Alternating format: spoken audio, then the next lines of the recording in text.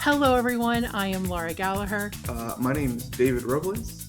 My name is Cameron Koshcom. I'm Serafina Smith. Most people call me Sarah. And I'm here to answer some questions for y'all.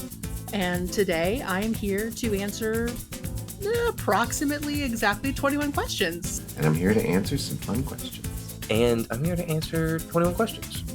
Rock and roll.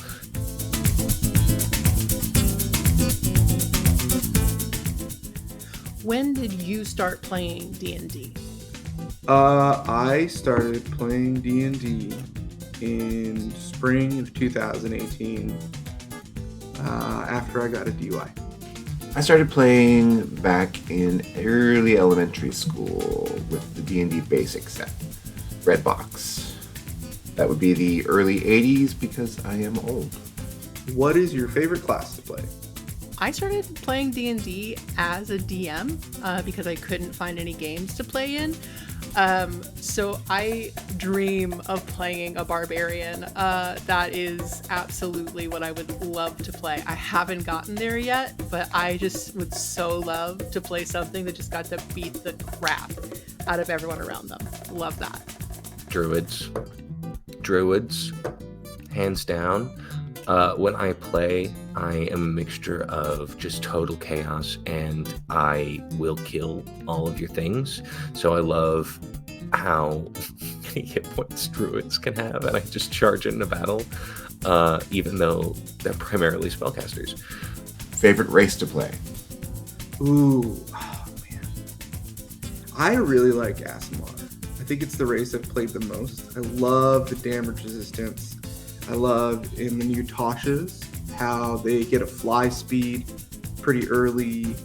And then the Celestial Revelations are just so cool, and there's so much flavor and cool things you could do with the different versions of the Celestial Revelations. Fallen Angel, Lawful Good, Lawful Neutral, etc. Like, it's just so many cool RP options you can incorporate into your race choice. I don't have one. I am really big on using TTRPG as a storytelling tool. So whatever race fits the character that fits into the story is the one I'm going to go with. I've played everything from a drow to a dragonborn to a plain old human.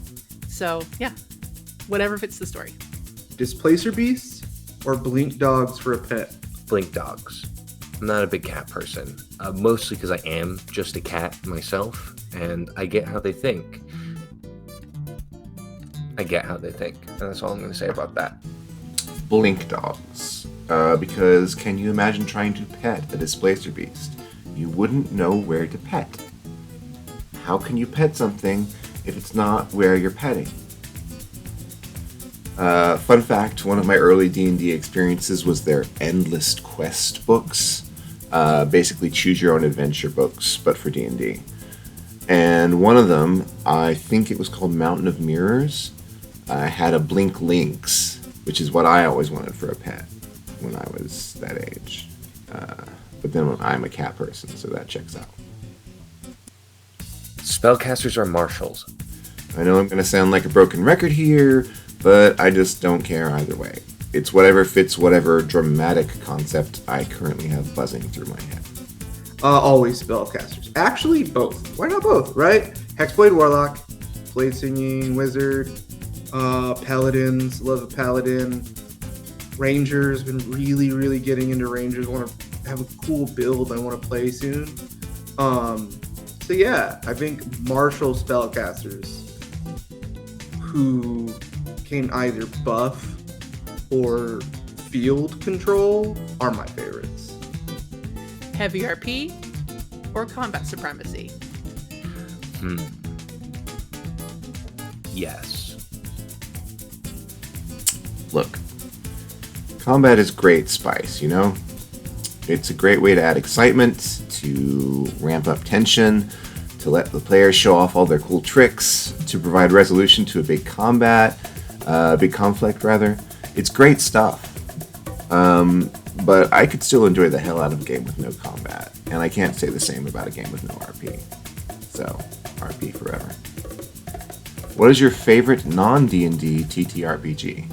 That's a good one. Okay, so I'm kind of in love of the World of Darkness games. I love Vampire the Masquerade, and I've always wanted to play Mage the Ascension because I just love the idea of like magic shaping the world, and also like high RP, like political heavy, like monstrous, but still getting to play like with those abilities as well. I love abilities. I love powers, baby. This is something that I don't have a whole lot of experience with. The only other non-D&D TTRPG system that I have played is the Fate system, which I've really enjoyed. It's a whole different vibe, but I'm looking forward to trying a million of other new things, especially like indie systems. And actually, I am working on making a system of my own, so maybe it'll be mine. Rule of cool or rules as written? As my players will tell you, I'm a very generous GM. If I think something is cool, I tend to allow it. The rules are there to facilitate a fun time, guys.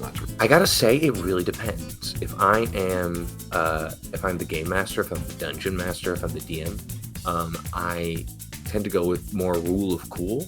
But if I'm a player, it better be rules as written, just for me personally, because I like the puzzle of breaking the game with the game itself. I don't want to feel like I've cheated. What celebrity that doesn't play Dungeons and Dragons would you want to GM, game master a game for? I feel like because the internet is endless, I know almost every celebrity that plays D&D. Endlessly invasive, at least.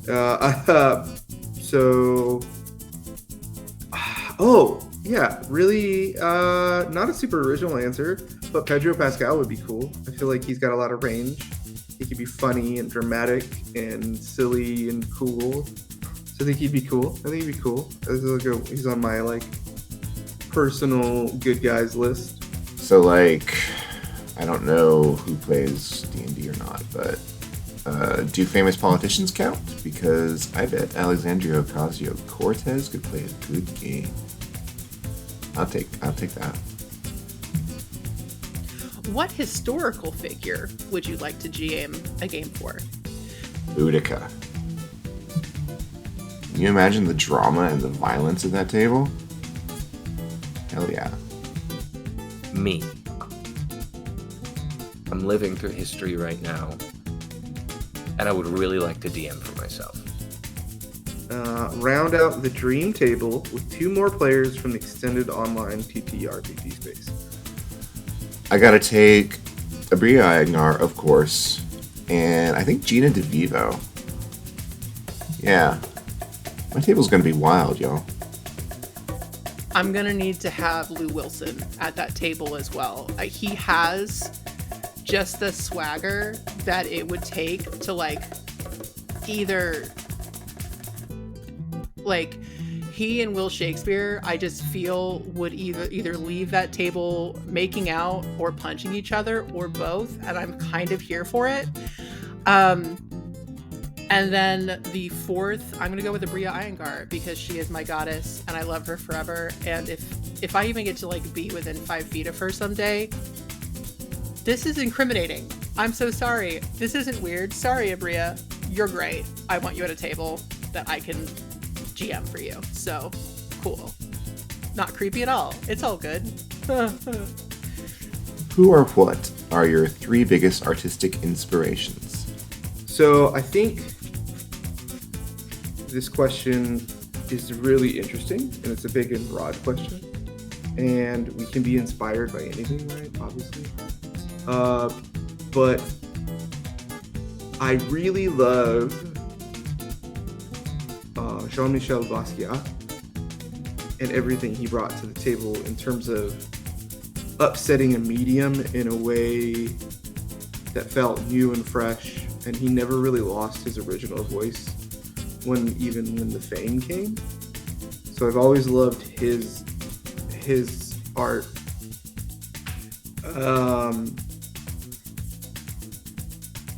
as far as what an artist is supposed to accomplish, I think Kendrick Lamar is one of the most influential and impactful culturally, and I think eventually historically, one of the most impactful artists of our generation and of all time. I really love pretty much everything he's done, and the way that he's grown over the years has been phenomenal to watch and see and be a part of. And then someone like Pierce Brown is doing something with the Red Rising series, and now his second book series, that's the name is escaping me, that I think is phenomenal. And as a writer, he's the person whose success I would most want to emulate. This is a really difficult question for me to answer, but from a visual cinematic standpoint, I'm going to say Hayao Miyazaki. He makes food look better than food has ever looked ever, and I would like to eat inside of a Hayao Miyazaki film because it looks amazing. I am, again, to be the most basic white girl ever, Regency dramas are a big one. Jane Austen as one of them. I find the stories of like families and interpersonal stories to be much more compelling than grand political, like War and Peace. Couldn't bore me more. Get me into a room with some tea and just almost about to boil over tension with the most least amount of talking ever. I love it. I love just the look of Art Nouveau style. So Alphonse Mucha, Gustav Klimt are two of my favorites. I think there's basically just an overall theme of lush romance that has colored everything in my life that I just adore. So yeah, give me some over-the-top romance and I love it. I'm here for it. Comedy or drama? It's the same thing. It's the same thing. Two sides of the same coin. One leads to the other. Without both, you have nothing. You have a flat human experience. I'm hilarious, though, so comedy. Comedy can do most of what drama... It can have the peak moments that drama can do without stop being a comedy, but a drama can't do the funniest moments of a comedy without stop being a drama. Does that make sense? That makes sense. The Office or Friends? If those are my only two options, I'm gonna go with Friends because I was a child of the 90s and that what was on TV, and I had a really big crush on Chandler Bing. The Office? I don't like Jim, but The Office. Beatles or Stones? We have reached a cornerstone of my childhood here, so I'm gonna have to say the Beatles. It's Rolling Stones. Give me Shelter. Does political commentary belong in TTRPGs, or should it be purely for escapism? ¿Por qué no los dos? Yeah, I think that art is inherently political. So if you are doing something like we are as a form of art, as a form of something you want to evoke emotional response, there is going to be an element of political. And at my table, there will always be a political element and political overtones. So if that's not for you, skip my seasons. All art is political. Humans are political. Every opinion we have, whether it be artistic or in social conversation, or on a literal, like governmental platform, is a political statement.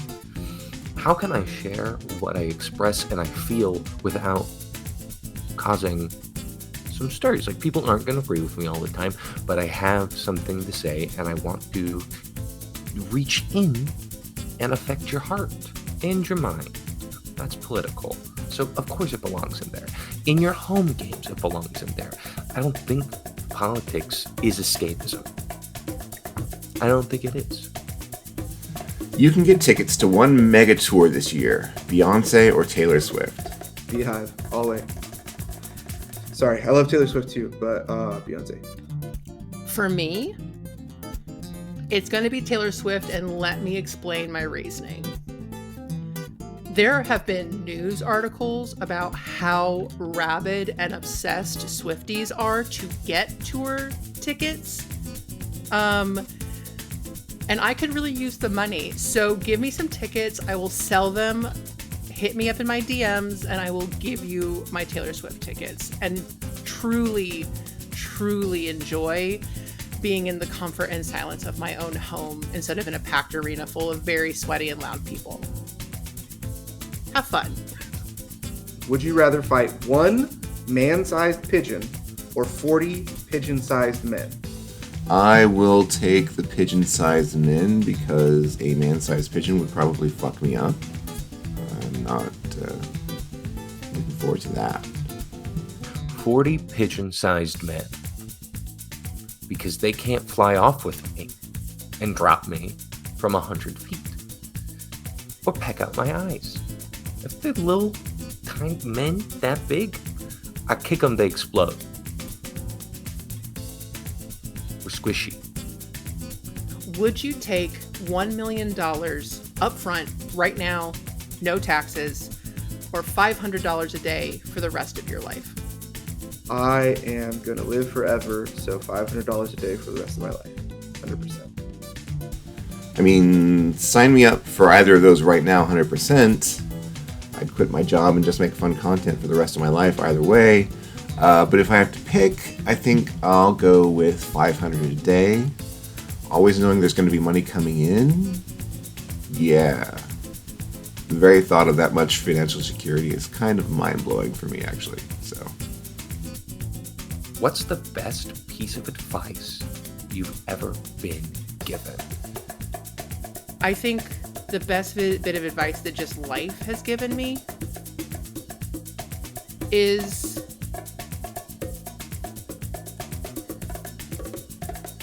be kind, but take no shit. Because you don't know